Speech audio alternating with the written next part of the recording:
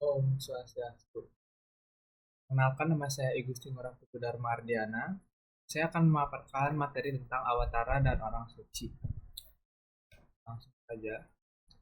Nah, dalam ajaran agama Hindu, keseimbangan dalam alam atau reta merupakan dasar kehidupan. Ketika keseimbangan itu terganggu akibat meningkatnya adharma atau ketidakbenaran, maka Sang Yang Widiwasa akan turun ke dunia dalam bentuk tertentu untuk memulihkan kembali kebenaran dan ketertiban.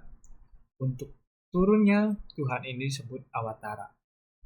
Nah, di sisi lain, Tuhan juga menuntun umat manusia melalui orang suci atau mereka yang telah mencapai kesucian batin dan mampu menjadi pembimbing spiritual. Jadi, dalam konteks ini, Awatara adalah bentuk intervensi langsung dari Tuhan, sedangkan orang suci merupakan wakil Tuhan di bumi yang sama-sama membimbing manusia dan berperan dalam menjaga keharmonian antara kebenaran dan keburukan di dunia.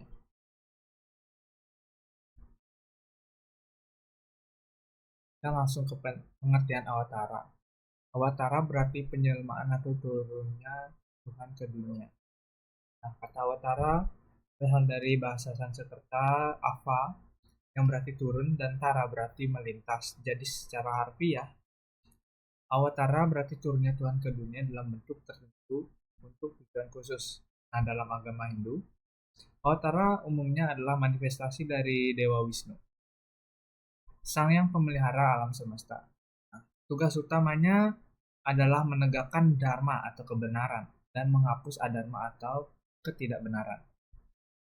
Nah, dalam Bhagavad Gita bab 4 nomor 6 sampai 7, Sri Krishna mengatakan bahwa Tuhan akan turun setiap kali kebenaran melemah dan kejahatan meningkat.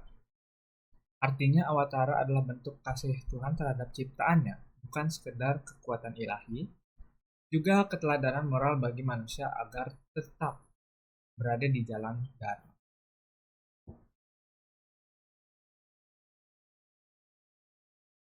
Dalam ajaran agama Hindu, dikenal adanya 10 jenis awatara yang disebut dengan dasa awatara.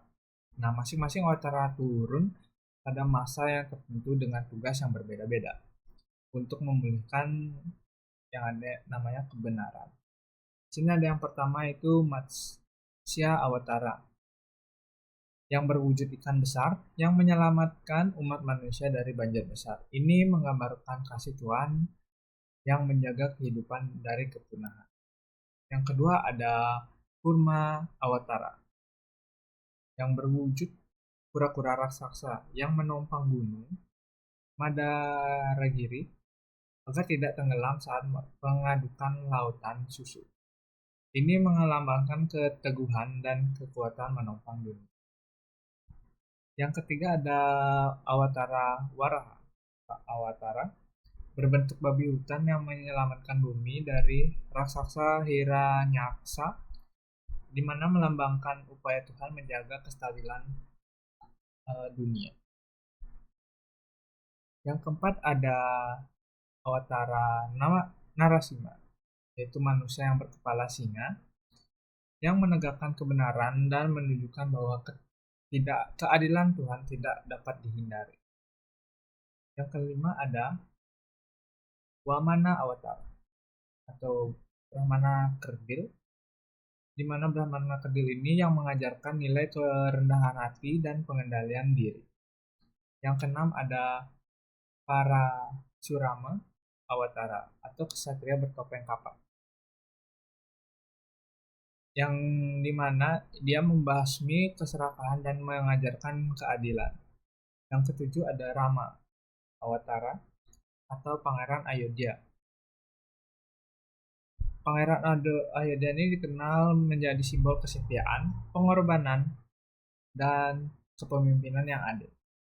Yang kedelapan ada Krishna Awatara, yaitu putra dari Wasudewa sebagai pengajar Bhagavad Gita yang menuntun manusia memahami dharma dan tugas hidup. Yang kesembilan ada Buddha Awatara, atau sebenarnya Siddhartha Gautama yang membawa ajaran kebijaksanaan dan welas asih untuk menghindari kekerasan.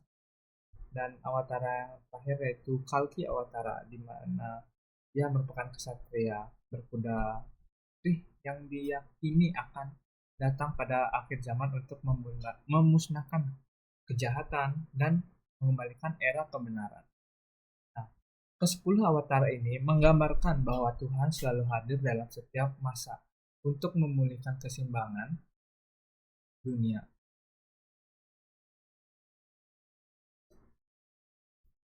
Kita lanjut sini pengertian orang suci. Orang suci adalah individu yang mencapai kesucian melalui tapa, brata, yoga, dan samadhi. Dalam ajaran agama Hindu, orang suci adalah individu yang telah mencapai kesucian lahir dan batin melalui latihan seperti tapa, brata, yoga, dan samadhi. Nah, mereka adalah penghubung antara manusia dengan Tuhan karena telah mengendalikan diri dari hawa nafsu dan hidup sesuai dengan ajaran Dharma. Nah, di Bali, istilah jero sering digunakan untuk menyebut orang suci atau pemimpin adat yang disucikan. Mereka tidak hanya berperan dalam ritual, tetapi juga menjadi panutan moral, pengajar, dan kebijakan dan pemimpin umat. Nah, dengan kata lain, orang suci adalah cermin kehidupan spiritual yang mengajarkan makna mengendalikan diri, kesederhanaan, dan ketulusan. Berdasarkan ajaran Hindu, orang suci dibedakan menjadi dua golongan utama, yaitu Eka Jati dan Dwi Jati.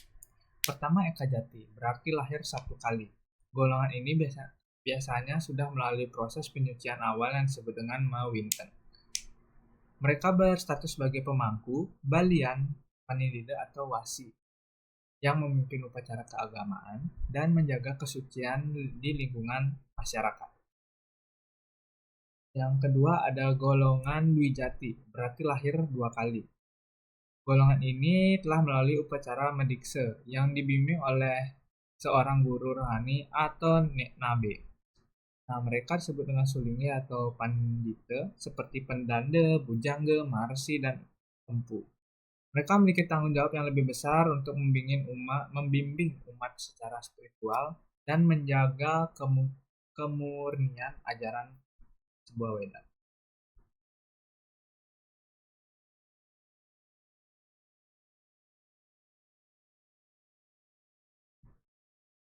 Nah, di sini peran orang suci dalam agama Hindu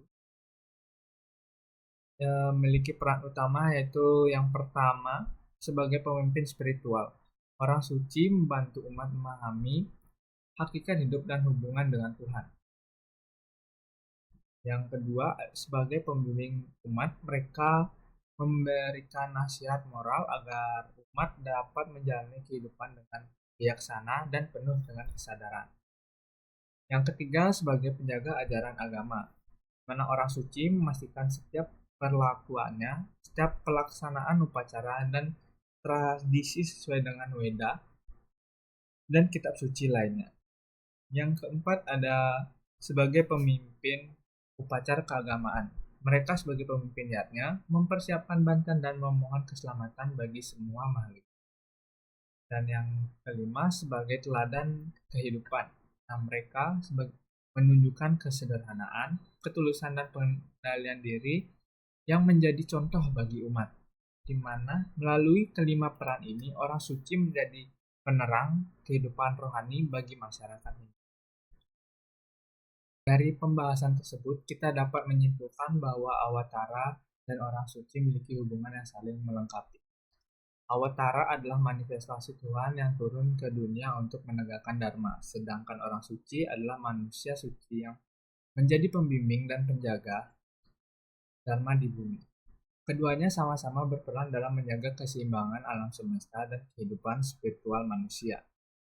Perasaan moral yang kita ambil dari ini adalah agar kita selalu berbuat baik, menegakkan kebenaran, dan menjaga harmoni antara sesama dan alam.